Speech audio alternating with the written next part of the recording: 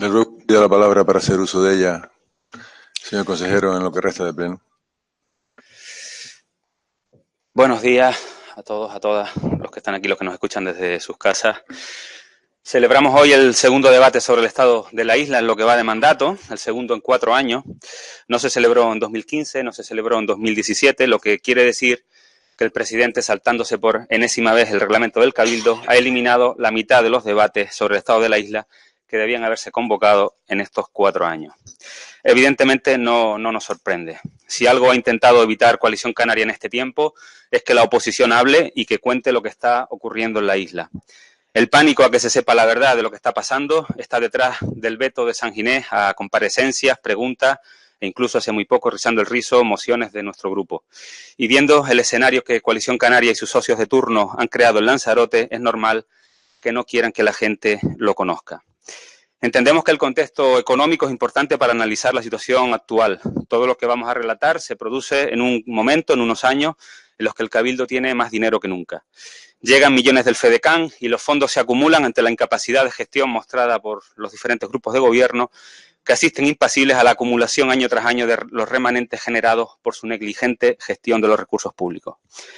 Es en este contexto de cuentas bollantes y millones guardados en la caja del Cabildo en el que resulta más sangrante todavía que no se haya elaborado un informe en condiciones sobre la pobreza y el sinhogarismo en la isla, tal como propuso Podemos en 2015 y que fue aprobado por unanimidad por este Pleno.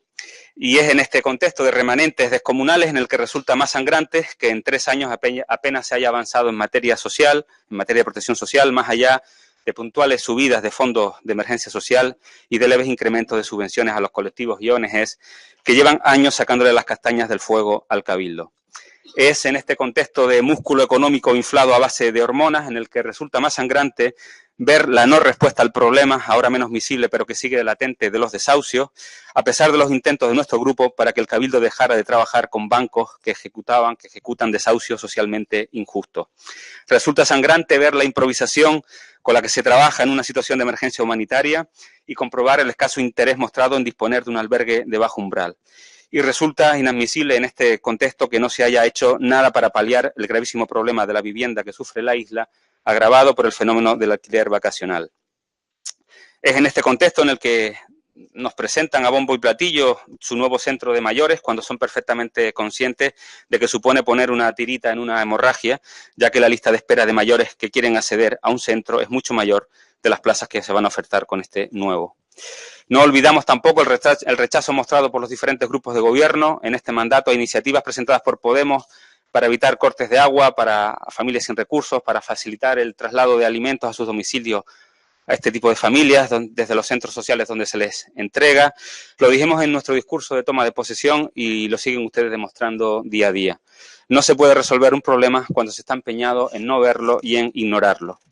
Es una pena que ustedes consideren que lo social no da votos. Es lamentable la soltura con la que estaban dispuestos a darle 665.000 euros a los empresarios de Asolán para unos proyectos que no eran capaces ni de entender ni de explicar, mientras seguimos sin contar con ese informe que sirva de base a un proyecto de rescate social para las familias que lo siguen pasando mal en la isla, a pesar de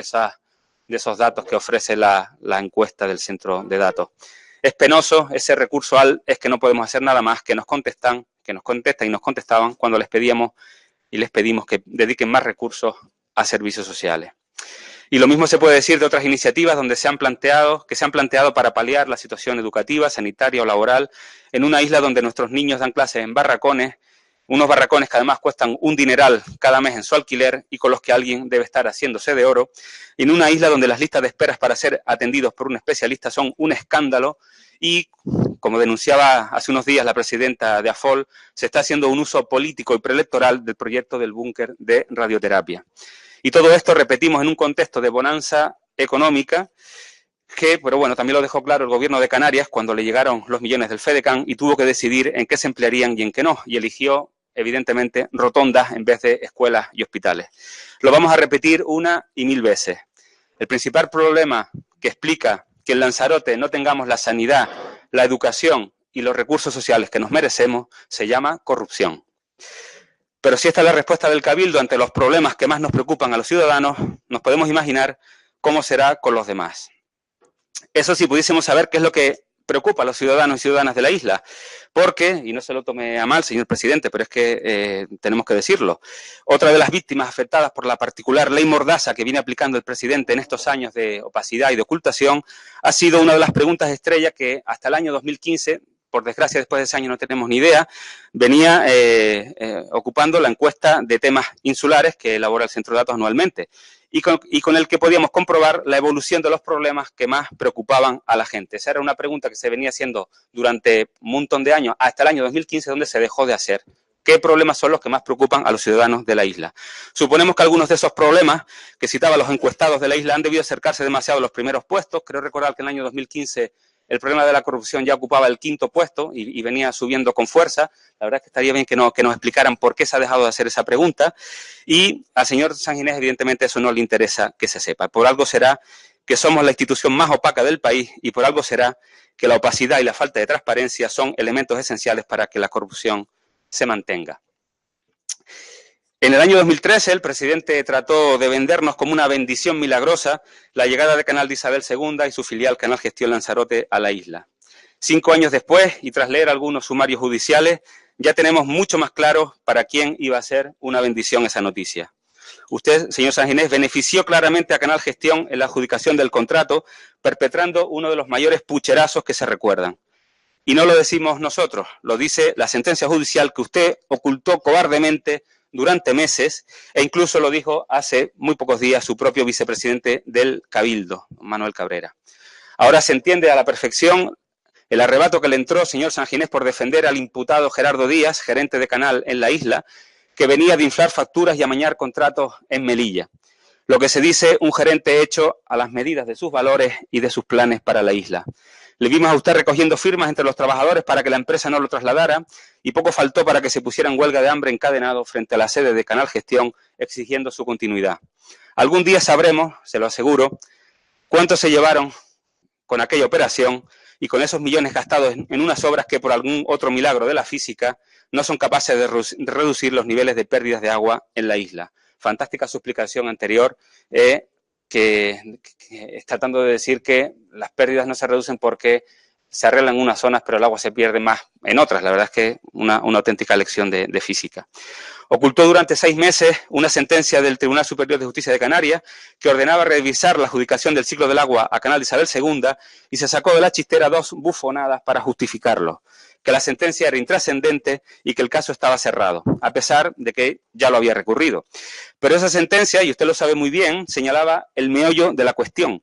que se produjeron alteraciones sorprendentes del pliego inicial del concurso en beneficio de Canal Gestión y que las condiciones del contrato que se terminó firmando eran radicalmente distintas a las que se había sacado a concurso. Por eso usted de manera vergonzosa zanjó el asunto con un lacónico Loli Corujo estuvo allí, como si eso le interesara a alguien, y no permitió que se hablara de este tema en la sesión del Consejo de la Reserva de la Biosfera, monográfico sobre el agua que había solicitado Podemos, y por eso la Comisión de Investigación sobre este tema no va a avanzar mientras usted sea presidente. Porque esa sentencia confirma su mentira de aquella presunta superoferta presentada por Canal, cuando la realidad era que con la alteración de los pliegos se le ahorró a Canal Gestión el pago de 50 millones de euros al consorcio, que la empresa simplemente sumó al montante de las obras que se iban a realizar.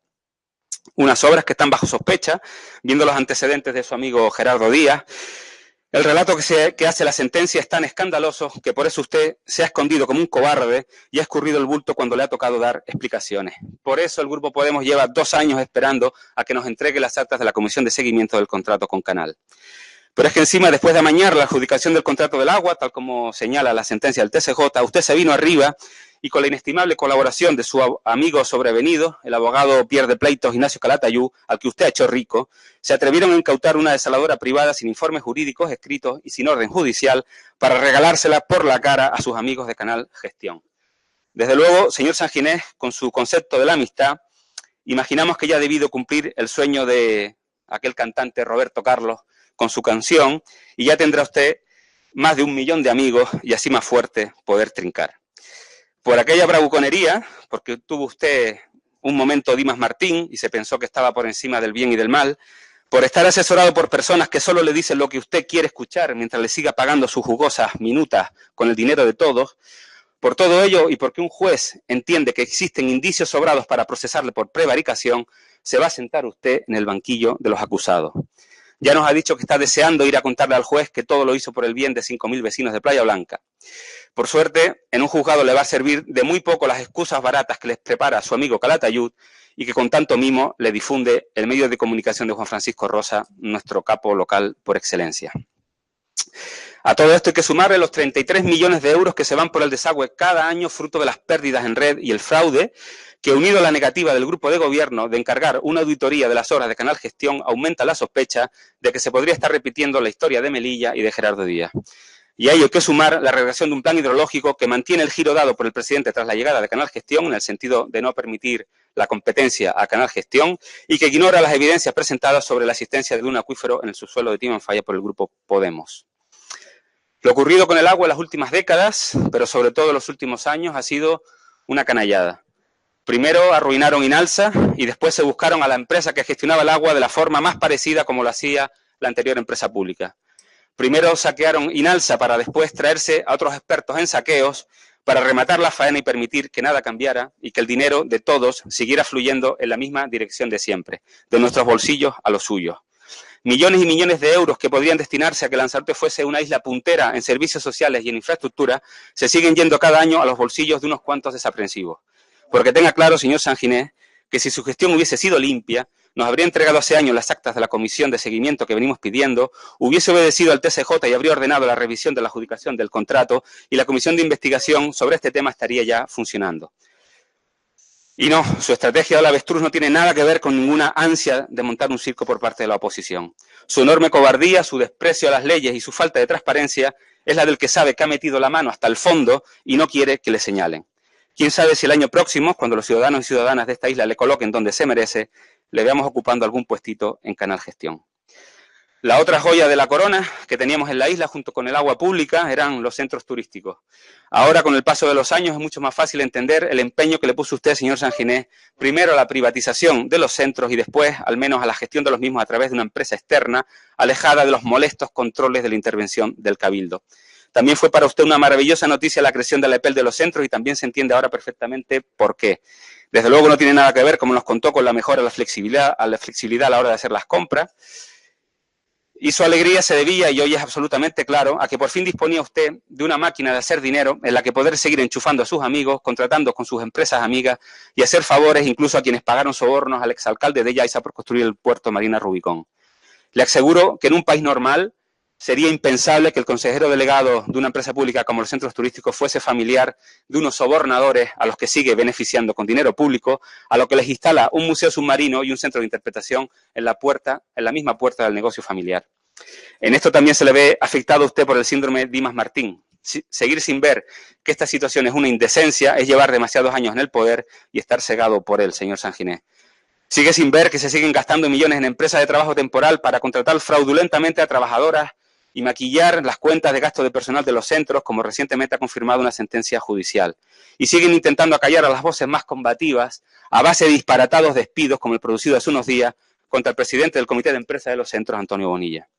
Es indecente, hay que decirlo así, que en los últimos años hayan promocionado más a un artista inglés llegado a la isla de la mano de un estafador alemán que al propio César Manrique. Es indecente que en el mismo contexto de bonanza económica que citábamos antes, el mantenimiento de los centros siga brillando por su ausencia. Es demencial que se sigan organizando conciertos de música tecno en los jameos del agua, mientras a pocos metros se sigue teniendo problemas con la estructura del techo de un auditorio único en el mundo, en el que nos hemos gastado millones en intentar que no se derrumbe del todo.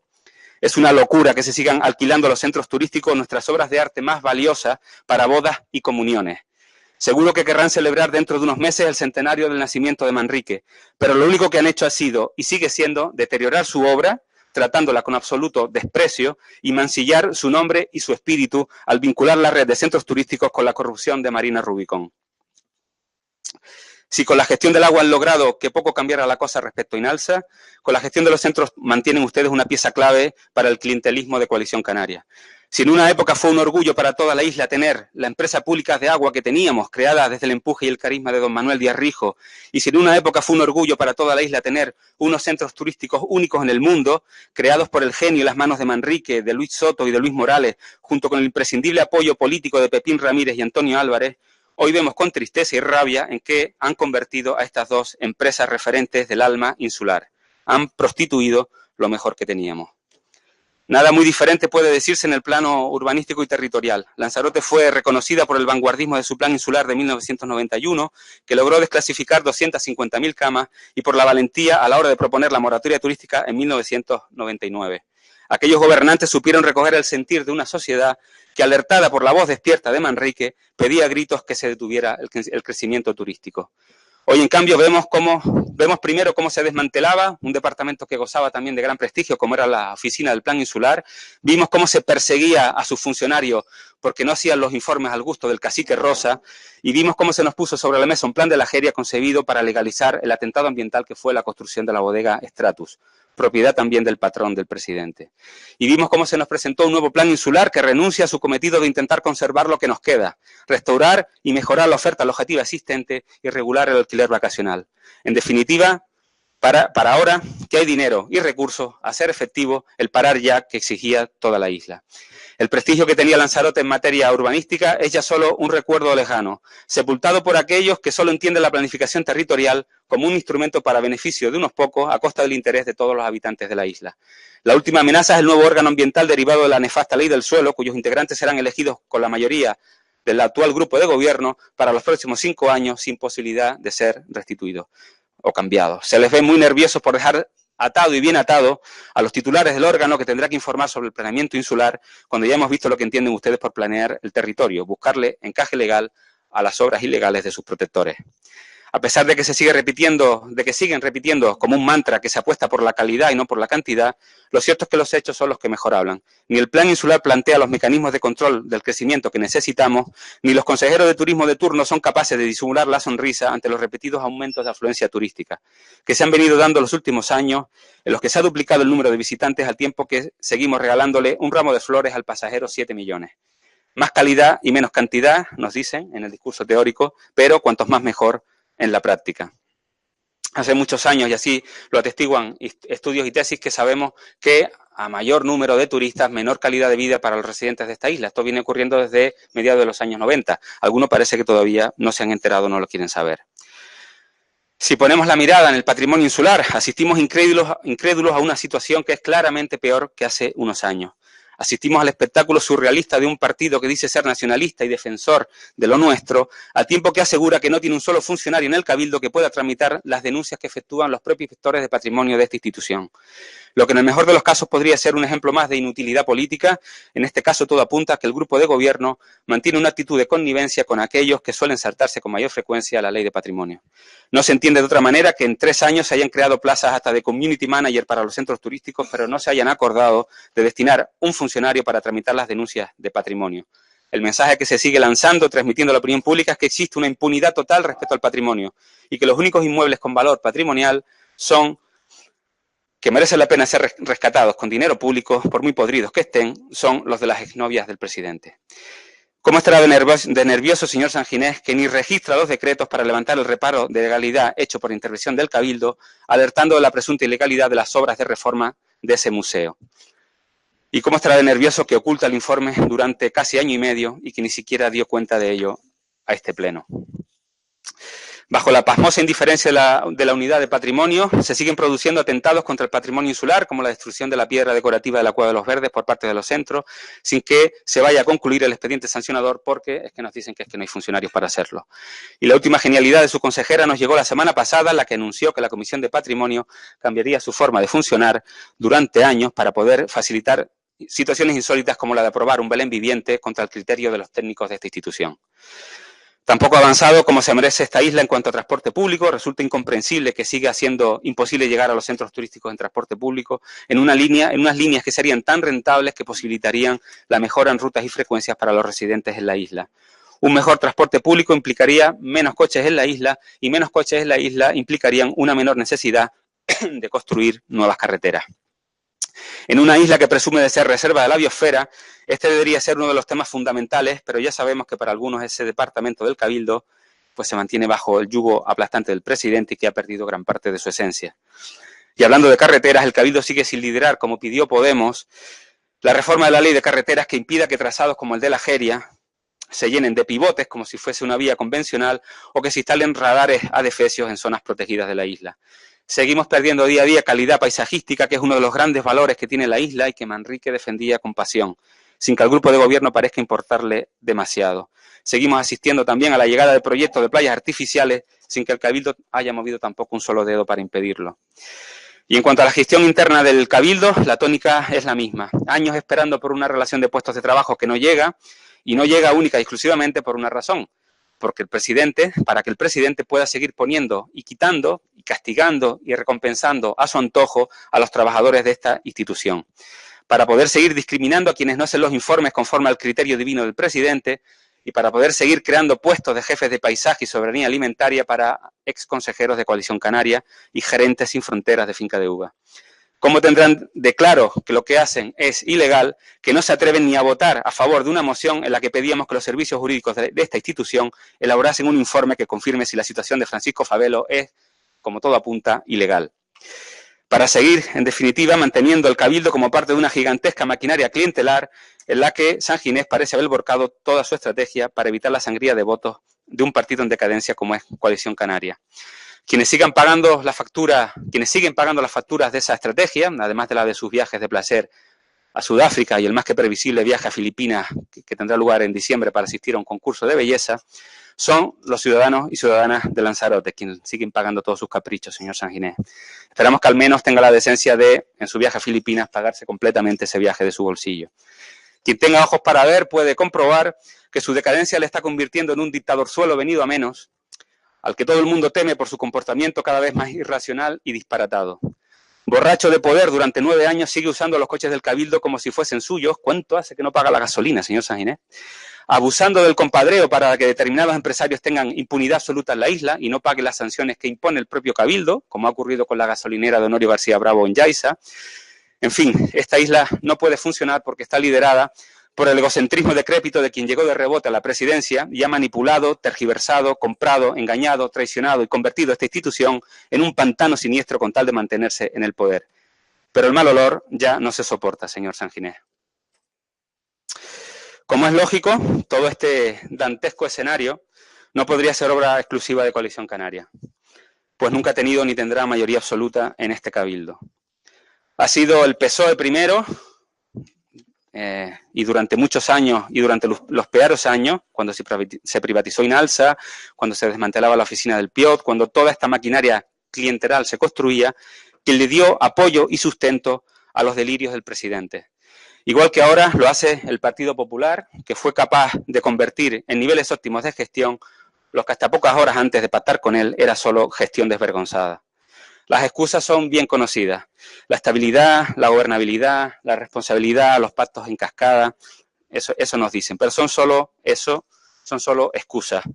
Pedro San Ginés ha creado en estos 9 años un cabildo a su imagen y semejanza y por eso tenemos una institución sin rumbo y podrida en muchos aspectos. Pero sin el apoyo del PSOE y ahora del PP no habríamos llegado a esta situación. Más grave, evidentemente, es el caso del PSOE, que fue quien sostuvo durante años a Dimas Martín y que parece que no terminaron de aprender bien la lección. La isla está como está porque quienes la gobiernan defienden unos intereses oscuros y muy concretos que para nada son los intereses de la mayoría de los ciudadanos de esta isla. Pero nos parece de justicia que si estamos debatiendo sobre el estado de la isla, dedicarle un apartado, porque hay que hablar de ellos también, de esos ciudadanos y ciudadanas que desde fuera de la política siguen peleando cada día por una isla mejor y más justa. Las asociaciones de familiares de enfermos, las Kelly, las asociaciones de consumidores, de vecinos, asociaciones culturales, profesionales, asociaciones LGTBI, colectivos en defensa del territorio y de la legalidad, como tenemos el gran ejemplo de Transparencia Urbanística, las plataformas por una vivienda digna, por las pensiones, sindicatos sanitarios, colectivos feministas, asociaciones en defensa de los animales, esos ríos de personas imprescindibles que luchan día a día para que quienes estamos en las instituciones no olvidemos en ningún momento para quién trabajamos y qué intereses son los que debemos defender en todo momento. Esta isla no sería la que es sin toda esa gente que no se cansa de pedir más justicia social y más democracia. Y con toda esa gente vamos a demostrar el año que viene que se puede gobernar de otra manera.